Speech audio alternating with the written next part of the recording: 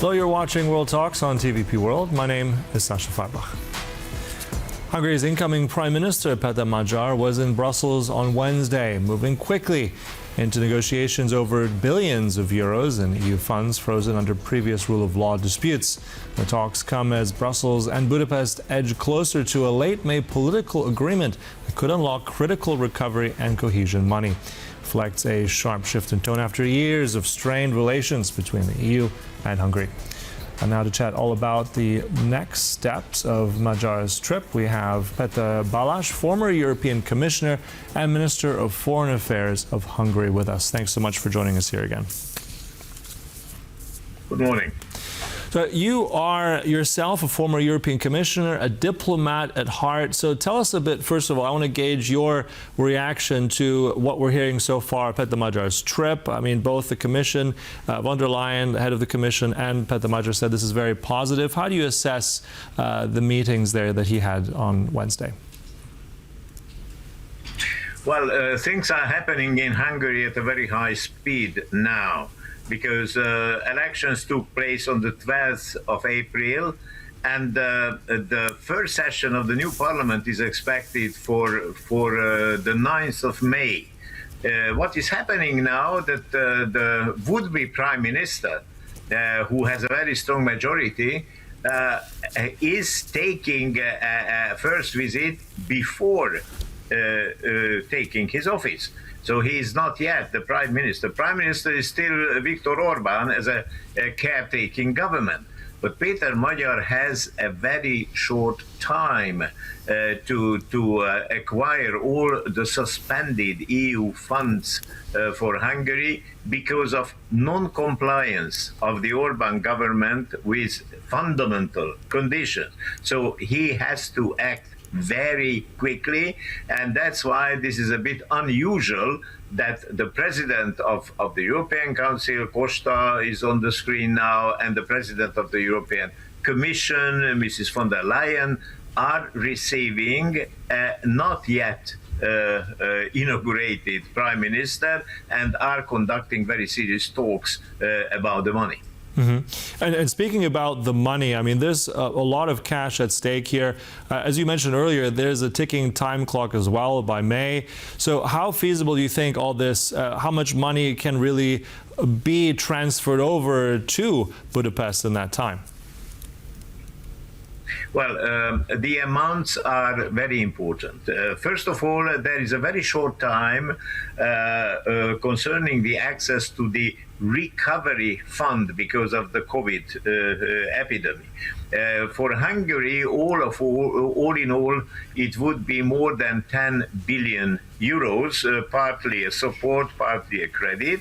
But time is running out. Before summertime, the new government should put on the table a detailed plan of how to use this money. So this time is extremely short. And then, as a second question, suspended cohesion funds. The amount is more than 6 billion euros. And there are several smaller issues as the Erasmus program, the Horizon Europe program, non-compliance with the migration conditions, and we haven't mentioned yet the military dossier, the SAFE program, where there should be an amount of 16 billion euros. But the most urgent is, of course, the recovery fund where Hungary should act. And that's why they are conducting negotiations now with Brussels in a very high speed. Mm-hmm. And as you said yourself, I mean, this is, let's say, unusual, but I mean, this is going ahead as well with Péter Magyar. And I'm also curious, let's talk about the timing first. You said May 9th was that first session of that parliament in Budapest. There's also Europe Day, so I think that's quite symbolic. But secondly, these super milestones, I think there are quite a few of them on various things, courts, procurement. How realistic is it that this new incoming government can achieve those, or let's say achieve them enough for Brussels to be satisfied? Well, it was well known that the outgoing Orbán government was in breach of several European fundamental conditions, like the transparency of public procurement, the functioning of the jurisdiction, the treatment of the media, the universities, research institutes, many things should be done. And of course, the 27 milestones matter. And there is no exception for Hungary, and there is no additional time for Hungary. So under that conditions, the government has to act in a very high-speed way. Péter Magyar has already warned his members of the parliament of the TISA party that they shouldn't go for summer holidays because there will be action in the coming months. The problem is a bit similar to Poland because there are some institutions which were installed by the outgoing government. First of all, the Constitutional Court. The Constitutional Court has some mandates, has some problems, and can put obstacles on the way because all the members were nominated by the former government, including the president of that constitutional court. And Péter Magyar has already addressed a rather aggressive call to the president of the constitutional court and asked him to step down. Well, it will not happen, certainly, but there could be a tension and a conflict between the government, the parliament majority, and the Constitutional Court, and in general with the jurisdiction. So it won't be a very easy way, but the strong majority in the parliament of the winner of the TISA party is a strong support for the action of the government.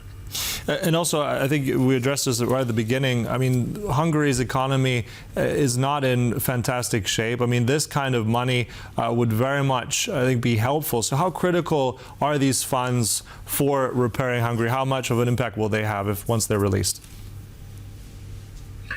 Yes, as you said, the economy in Hungary is not in a good shape, and the new government doesn't even know exactly what they will find as the heritage of the former Orbán government.